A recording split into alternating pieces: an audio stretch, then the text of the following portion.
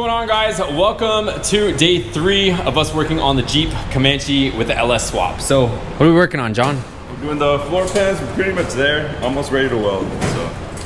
So show them so you can see. On the last episode, we pretty much gutted this out. We cleaned up the cuts, and then John traced them out with some cardboard. I ended up cutting them out of metal, and then John's been spending a little bit of time. You guys didn't miss anything, but he's been spending some time bending them and getting them into shape. And then what we're doing is we're using sheet metal screws through the original spot weld holes on the frame to suck the metal into place. So got it looking half decent. We still gotta clean it up a little bit, but what do you think so far?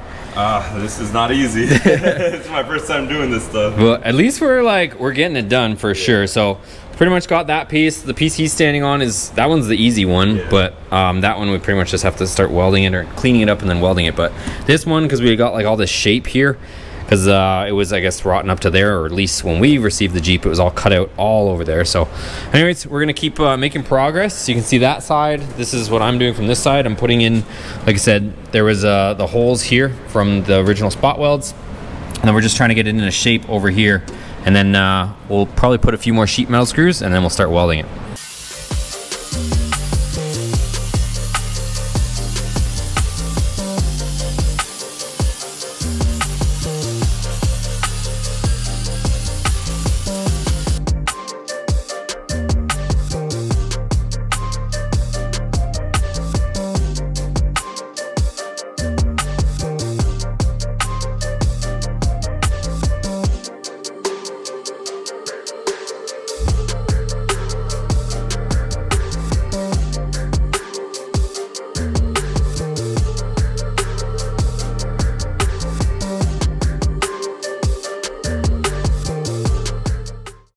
All right, boys, so went to town and welded all the floors. So we've got the floors welded in.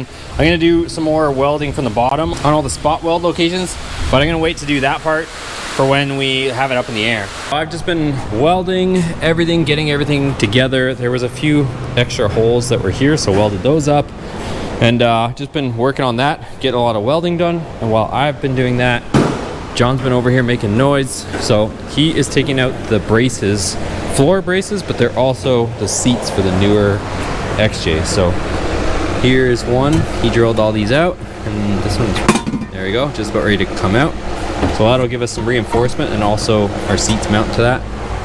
And he's got this one. He's getting all mean with it, so we're gonna start getting that out of there, and then we'll be good to go. All right, guys, so we've got the braces over here. John got those out, and what we're gonna do now is we haven't put our spot welds in the middle of the floor that go to that frame rail underneath. So we're gonna go ahead, move everything out, put the truck up, and then that way we can get to the bottom of it and we can weld from the bottom, make sure everything is sucked up to that frame rail rather than laying on the floor doing it. We're gonna put it up. John, you sick of Jeeps yet? What? You sick of Jeeps yet? No, not yet. I love it. You sick of this Jeep? We're almost done with it. So, all right, let's throw it up and then see what we got from the bottom. This is the first time actually we're putting on the lift. We've never seen the underside of this thing.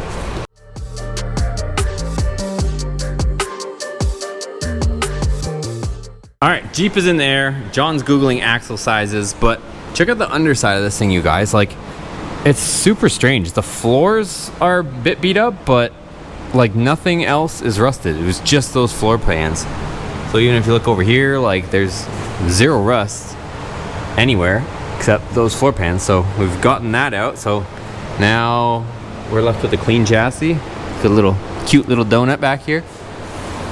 But yeah, she's not rusty. It's just the floor pan. So what we're gonna do now is we're gonna suck the floor down just a little bit more to here, and then we'll redo our spot welds.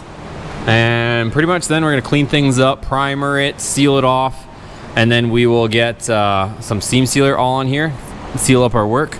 You can see here our floors are butted up nicely on this side where we kind of drove some of these home, but we'll do it on the other side as well and go from there.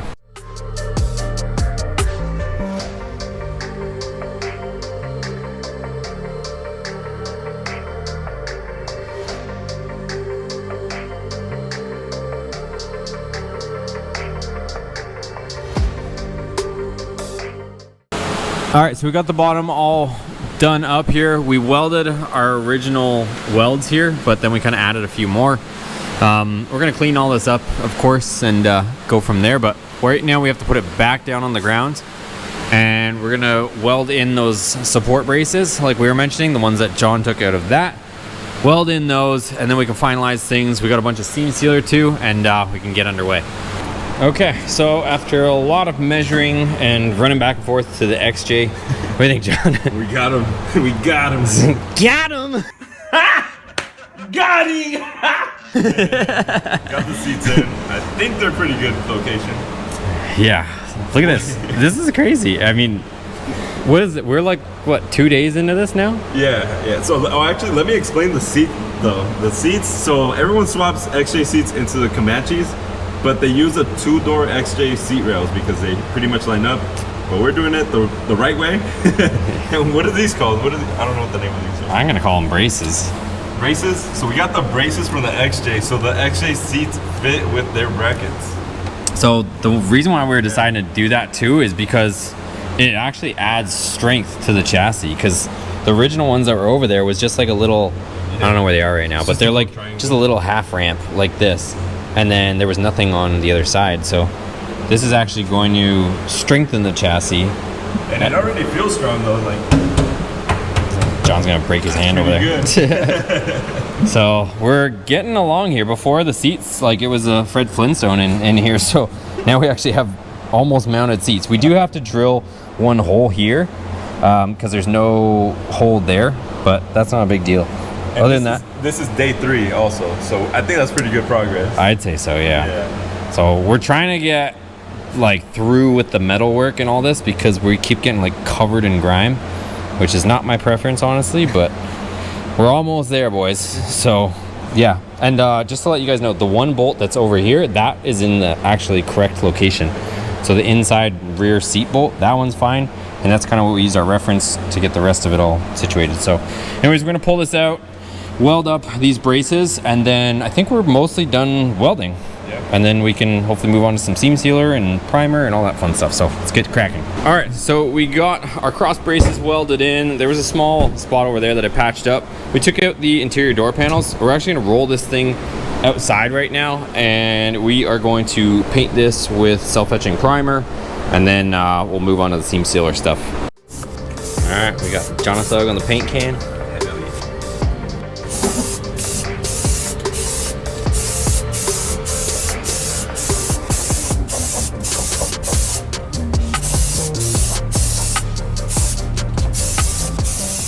Okay, check it out, you guys. So looking real good. We've got the floors all in here. We've got everything primered.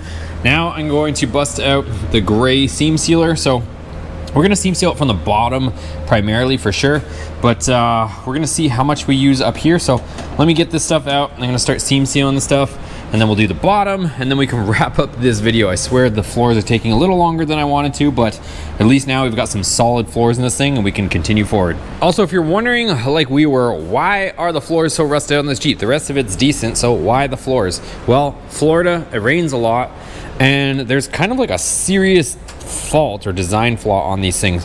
So right here, you can figure the water's gonna, you know, pool in through here and run off the windshield cowl. When it gets into here, there is a pocket right there that essentially just collects water and it drives it right into the floor. It's the same on both sides, worse on the driver's side, which would equate to worse inside the vehicle. But you can see there's like a pocket right there where the water just likes to get driven down into. And so right now I'm gonna put seam sealer right there. We cleaned it all up, we sealed it off. So I'm gonna just put a ton of seam sealer, hopefully make this part higher so that the water has a chance to kind of run out rather than getting trapped there and sitting there. Okay, so one tube made a lot further than I anticipated. So we did in there, and the same on the other side. And then in here as well, this stuff is kind of hard to smooth and make super fancy looking, but honestly, it's no better or worse than the original factory stuff, just kind of smeared all over the place. So we got that all done, both sides. Now, what do you think? One more tube? Let's go for the bottom. I think one more. We're hoping. So we're gonna actually seal it more than factory. So originally the factory would only be, I think it's only sealed on one side, right? Yeah. I don't know. I might be wrong, but anyways, we're sealing it from both sides. We're just gonna get this thing extra watertight, and let's go. Okay, check it out, you guys. We ended up putting some rubberized coating down here. John's painting himself in the face right now with the fan. And it's not too bad. So We sealed it up, we primered it, we put our seam sealer on it. It was a little bit hard to smear the seam sealer just because it's so hot out, it was drying really fast. So, but she's definitely waterproof, it's definitely strong. And again, this is a 30-day build, so we're not trying to do a Picasso over here. We're just trying to get the thing together. So that's all done. We're actually gonna put this thing down, and we're gonna put some of that rubberized coating inside as well. So we'll do that, and then we can wrap this one up. All right, so we're actually gonna wait to see how this dries because it seems really wet, and we're gonna just see how it turns out. I think it's probably a smart idea, right? Yeah, I think we should let it dry and then see how it's gonna be. Maybe we'll add some texture. I don't know. Yeah, so this is rubberized undercoating. I thought it was the same as bed liner material, but this is, I don't know if you guys can see. This is kind of the texture. It seems like it's getting more texture as it dries. So I kind of just want to see how it looks before we commit to the interior of it. But either way, we've got floors in there. Like I said, it's not a Picasso. It's a 30-day build. So honestly, the welds and everything, the sheet metal work looks way better than when we put the actual seam sealer on it. When we put the seam sealer on it, it made it look kind of sloppy, but I promise underneath it looks half decent. It's definitely strong, but it is what it is. At least it's waterproof now. True. Yeah. So, and it's way better than the originally. Yeah. And I honestly think, and I think John agrees too, it's probably stronger than it ever was because we put those braces from the XJ in there, and they go all the way from the door sill to the transmission tunnel, whereas the original ones did. The metal is way thicker than the original. So. Yeah, the original sheet metal seems super like paper thin. Like we were having a hard time like even welding to it without blowing holes through it. Whereas the stuff we put in is a little bit thicker gauge, so definitely added some strength there. And I think you said that's the weak part of the MJs, right? What? Like they're a little bit weak. Oh yeah. I mean any XJ, MJ, WJ. Well, he was saying like people put like they put like plates to actually stiffen it up. So I think our floors are adding to that, but. Anyways, we're gonna wrap it up here so we can get a video up for you guys. Next video, we'll decide if we're gonna paint the interior. We still gotta mess with the dash. We're gonna test fit the dash and stuff because there's some brackets that a previous owner transferred from an XJ to this. We wanna make sure they're in a good location before we finalize that. So, but that won't take that long. And then we gotta move on to this whole mess on the ground. So we gotta get wiring because we need to get things moving, running, and like I said, we're gonna do a turbo kit as well. So we got to get moving with getting this thing running and moving under its own power. So 26 more days. So it's a lot for sure. So, and we still got to get the SST finished. So a lot to look forward to. If you guys enjoyed it, give it a thumbs up, subscribe, go check out John's channel for more Jeep stuff. If Jeep is your thing, we'll see you guys on next. Also, go to Mo Party, go to LS Fest. We will be there. Bowling Green, Kentucky.